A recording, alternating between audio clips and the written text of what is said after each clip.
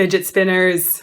They are all the rage right now. And maybe maybe you've seen them everywhere. Maybe you're totally sick of them. Or maybe you've just started finding out what they are and you're curious and that's why you're here.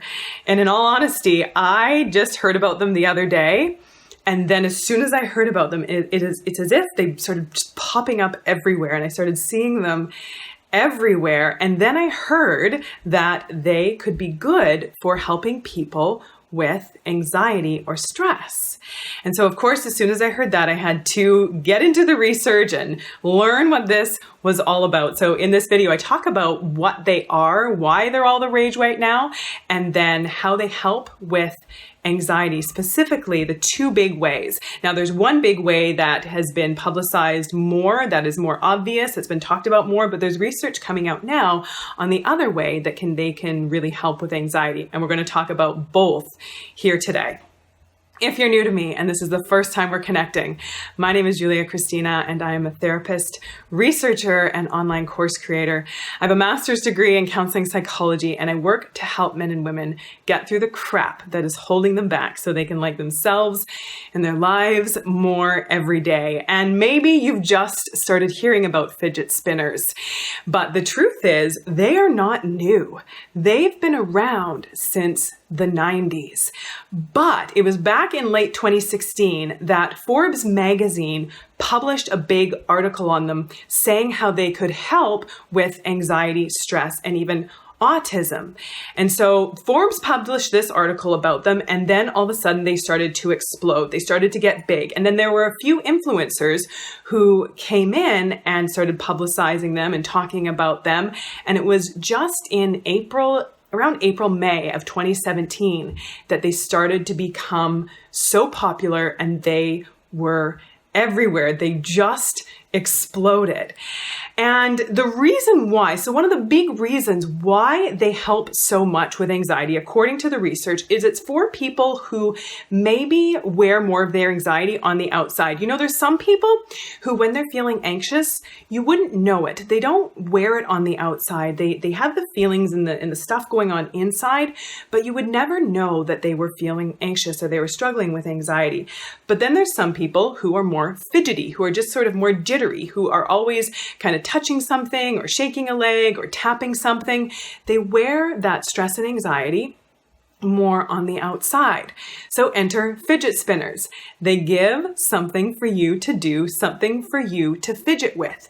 And the reason why they help so much for certain people is because when someone who wears their anxiety on the outside is more fidgety and jittery, when they have something to occupy their sense of touch, when they have something to do that doesn't require very much brain power, it's just sort of this fidgety little thing, it frees up their other senses to pay better attention, to be more focused. So if they have something to do with their hands, then they're able to tune in more to their sense of sight and their sense of hearing so they can see and pay attention and listen better. So that's what the research has been showing, how they really help people who are struggling with anxiety to focus and pay attention better. But then the next way, the less common way that they help with anxiety, and this can be for anyone, regardless of if your anxiety is more internal or if it's more external, it can be used as kind of like a self-meditative tool. So for those of you who are familiar with mindfulness, mindfulness is all about just paying attention to our senses, just tuning in to the present, what's right in front of us. Because what often happens is that a lot of us spend most of our time with our brain in either the future or the past. We're anticipating or worrying about or thinking about or getting anxious or stressed about something in the future, or we're spending our time regretting or feeling bad or just going around and around in our heads about something that happened in the past. But what mindfulness is about learning how to tune in to the present without judgment and just with curiosity and acknowledgement.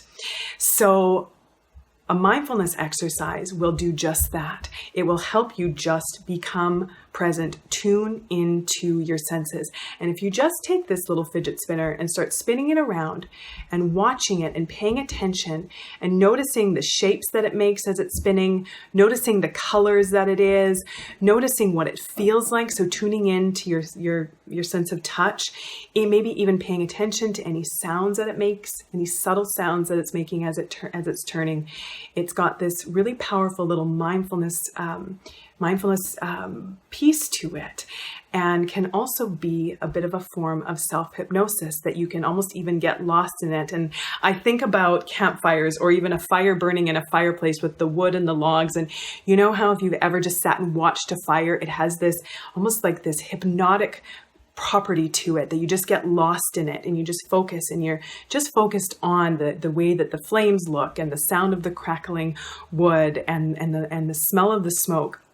That is actually a very meditative, mindful practice. So the same thing with the fidget spinner is to tune in, watch it, notice it, and use it as a form of mindfulness. Now, you might be new to the whole term mindfulness. You might not know what it is, or maybe you know a little bit about it, or maybe you know a lot about it.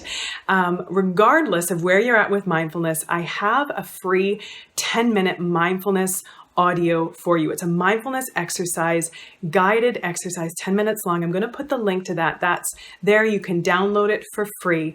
And it also links to a video on what mindfulness is, a really simple explanation about what mindfulness is, because not everybody knows what it is. And I want to make sure that you kind of understand what it is if you decide that it's something that you want to learn more about. So grab that audio, right down in the description. I will put the link there. And if you found this interesting, if you found it useful, please do share it out to your people. And I'd love to hear your comments. Like the video, make sure you subscribe so we can stay connected, and leave your comments in the comment section below. I'd love to hear your thoughts on these things. Do you love them? Do you hate them? Are you new to them? Are you sick of them? What is it? Let's talk about these fidget spinners, and do leave your comments in the comment section below. And until next time, take good care.